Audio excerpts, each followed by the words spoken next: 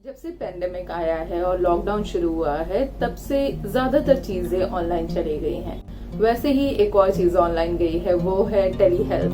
मतलब कि आप कोई भी हेल्थ रिलेटेड कंसल्टेशन ऑनलाइन कर सकते हैं या फिर टेलीफोन पे कर सकते हैं।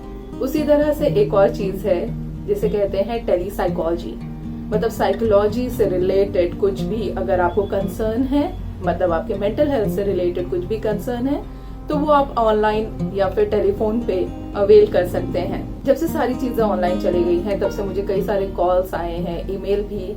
और जब उनको अपॉइंटमेंट फिक्स करना होता है तो वो लोग ये पूछते हैं कि ऑनलाइन काउंसलिंग कितना इफेक्टिव है और कितना नहीं। कई सारों को इस चीज का डाउट रहता है, जिस वजह से वो कई बार कंसल्टेशन कराते ही नहीं है, क्योंकि उनको लगता है ऑनलाइन काउंसलिंग उतना ज्यादा हेल्प नहीं करेगा जितना हमें इन पर्सन काउंसलिंग बेनिफिट देता है।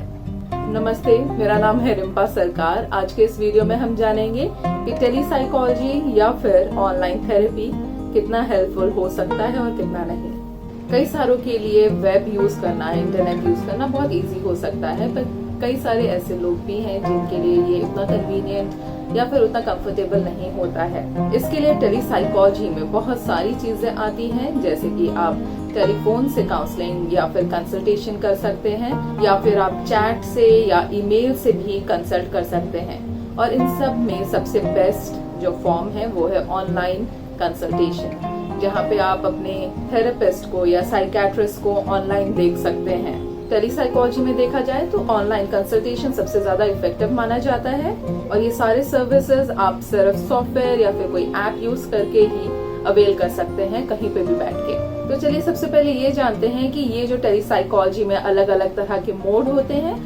उसमें हमें फायदे क्या हो सकते हैं। तो सबसे पहला है, ये बहुत ही कन्वीनियंट है। आप कहीं पे भी बैठे हो सकते हैं, आपके थेरेपिस्ट या फिर आपके साइकियाट्रिस्ट भी दुनिया के किसी भी कोने में हो सकते हैं, और आप वहीं से उनको कनेक्ट कर सकते हैं। हो सकता है आपके थेरेपिस्ट से आप पहले इन पर्सन कंसल्टेशन करते थे पर अभी नहीं कर पा रहे हैं, या फिर शायद ऐसा हो सकता है कि आप ट्रैवल कर रहे हैं या फिर आपके थेरेपिस्ट या साइकियाट्रिस्ट ट्रैवल कर रहे हैं, तो उस टाइम पे अगर आपको जरूरत पड़े कंसल्टेशन की, तो आप कहीं पे भी बैठ के उनसे कंसल्ट कर सकते हैं। सिर्फ यही नहीं, अगर आप किसी ऐसी जगह पे रहते हैं जहाँ पे शायद आपको ये सारी सर्विसेज अवेलेबल नहीं है, शायद वहाँ पे आपको थेरेपिस्ट या फिर साइकियाट्रिस्ट नहीं मिलते हैं, पर आपको जरूरत है इस सर्विस की, तो भी आप वहाँ पे बैठे बैठे किसी और सिटी में या किसी और कंट्री में बैठे स्पेशलिस्ट को कंसल्ट कर सकते हैं ऑनलाइन या फिर शायद टेलीफोन पे भी।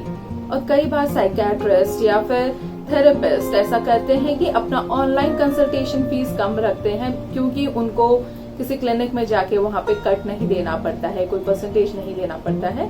तो टेली काउंसलिंग में उनको उतना ज्यादा चार्ज करने की जरूरत नहीं पड़ती है, जो कि क्लाइंट्स के लिए भी अच्छा रहता है। तो फिर आपको टेली साइकोलॉजी शायद सस्ते में मिल सकती है, जो कि आपको ऐसे एक्सपेंसिव पड़ेगी। और कई सारों के लिए इस तरह का कम्युनिकेशन, जहाँ पे शायद ऑनलाइन या टेलीफोन पे आप बात कर रहे हैं या फिर चैट बेस या ईमेल भी, वो शायद बहुत ज्यादा कंफर्टेबल हो सकता है। स्पेशली अगर वो यंगस्टर्स हो जिनको मोबाइल में या लैपटॉप में या टैबलेट में यूज करने में उतनी ज्यादा प्रॉब्लम नहीं होती है, तो वो लोग ज्यादा कंफर्टेबल इस चीज को समझते हैं, और वो लोग ही इस सर्विस को ज्यादा अवेल भी करते हैं। एक और चीज है जो शायद आपको अच्छी लगे, कि अगर आपको अपने थेरेपिस्ट या फिर अपने साइकियाट्रिस्ट से मिलने जाने के लिए उनके वेटिंग रूम में वेट करना पड़ता है, और आपको ये डर लगता है कि कोई आपको जान पहचान वाला देख लेगा वहाँ पे बैठे हुए, तो शायद इस तरह की सर्विस आपके लिए है, जहाँ पे आपको इस चीज का डर नहीं रहेगा कि आप साइकोलॉजिकल हेल्प ले रहे हैं।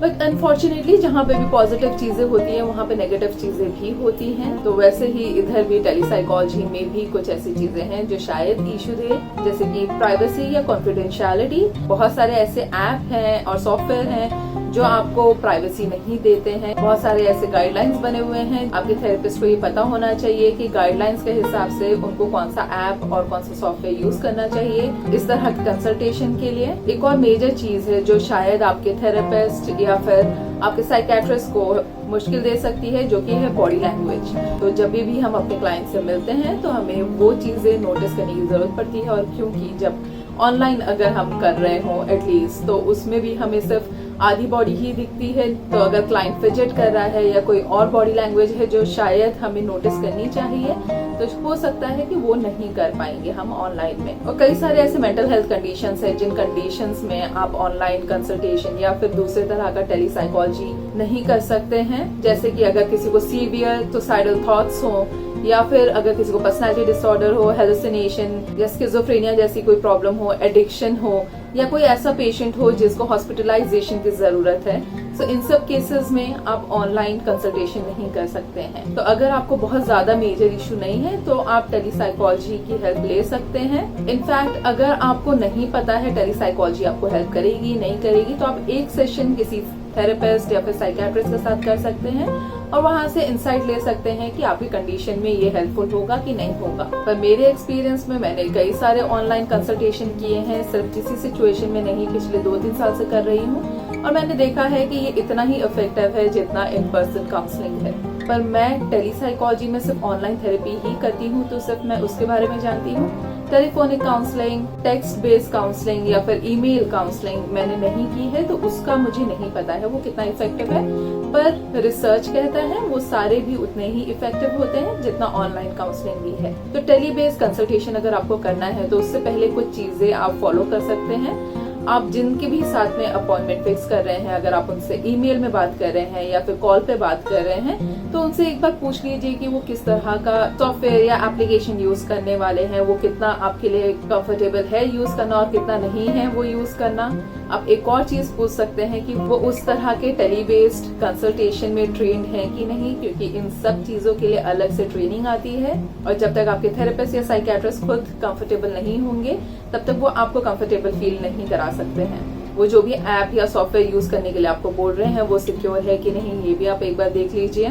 और जब भी टेली बेस्ड कंसल्टेशन हम करते हैं तो उसमें ज्यादातर हम पहले ही फीस ले लेते हैं, जो कि इन पर्सन कंसल्टेशन में नहीं होता है, जहाँ पे हम फीस बाद में लेते हैं। तो आपको पेमेंट कैसे करनी है फीस की, वो भी आप एक बार अपने थेरेपिस्ट या साइकियाट्रिस्ट से कंफर्म कर लीजिए। अगर आपको लगता है कि आपने जिस थेरेपिस्ट या साइकियाट्रिस्ट से कंसल्टेशन किया था वो शायद उतने हेल्पफुल नहीं है आपके कंडीशन के लिए, तो आप किसी दूसरे प्रोफेशनल को भी ढूंढ सकते हैं। बहुत सारे एप्लीकेशंस आपको ऐसे मिल जाएंगे जहाँ पे बहुत सारे कंसल्टेंट्स मिल जाएंगे, या फिर अगर आप गूगल में जाके भी सिर्फ टाइप करेंगे तो भी आपको बहुत सारे थेरेपिस्ट मिल जाएंगे। तो मैं एंड में ये कंक्लूड करना चाहूंगी कि टेली बेस्ड कंसल्टेशन जो रहता है वो इफेक्टिव रहता है, कई सालों के लिए रहता है, बट वो डिपेंड करता है कि उनकी कंडीशन कैसी है और वो कितने कंफर्टेबल हैं या नहीं है। तो अगर आपको लगता है ये चीज आपके लिए नहीं है तो आप अपने ट्रेडिशनल स्टाइल कंसल्टेशन में ही कंटिन्यू रखिए, क्योंकि एंड में हमारा गोल यही है कि आपको मदद मिले। मैं आशा करती हूँ ये वीडियो किसी तरह से आपकी मदद कर पाएगा। अगर आपके पास में कोई क्वेश्चन है या फिर कोई भी टॉपिक है जिसके बारे में आप जानना चाहते हैं तो आप मुझे ईमेल कर सकते हैं या फिर नीचे कमेंट बॉक्स में लिख सकते हैं। Don't forget to subscribe this channel. हम अगले हफ्ते फिर मिलेंगे एक नए वीडियो के साथ में। तब तक के लिए wish you a healthy mind and a happy life. Bye bye.